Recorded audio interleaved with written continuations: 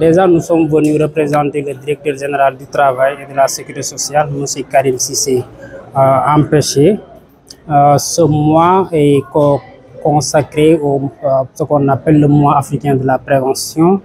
Et aujourd'hui, on est là pour célébrer la 28e édition de la journée africaine de la prévention sur le thème la sécurité et santé au travail dans les secteurs à fort potentiel de risque. Il y a au niveau mondial un certain nombre de secteurs qui ont été identifiés, mais particulièrement au Sénégal.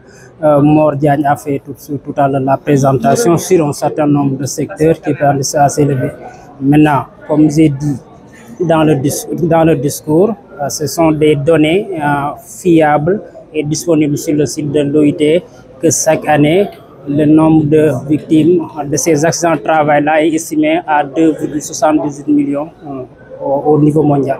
Au Sénégal, quels sont les défis pour faire face aux accidents? Voilà, en réalité, il faut comprendre que le mot d'ordre en matière de prévention des risques professionnels, c'est qu'il y ait zéro accident. Il a été relevé tout à l'heure qu'un accident déjà est un accident trop, même si c'est pas facile d'avoir une stratégie qui puisse permettre de ne jamais avoir d'accident, mais quand même qu'il y ait des interventions pouvant limiter ou atténuer les accidents de travail au niveau national. Maintenant, les défis sont nombreux.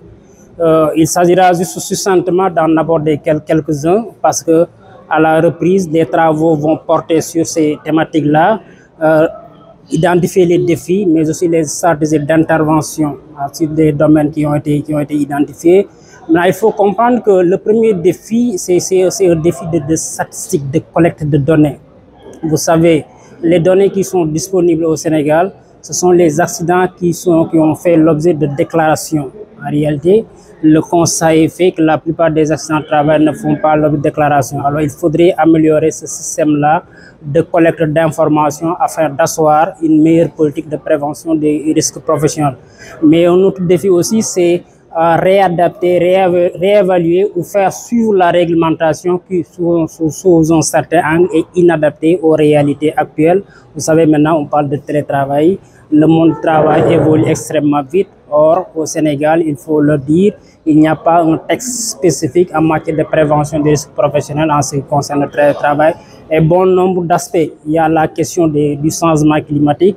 On a un texte sur les ambiances, les facteurs physiques d'ambiance, qui est un texte relativement ancien qu'il faut faire évoluer, adapter au contexte actuel, à la situation actuelle.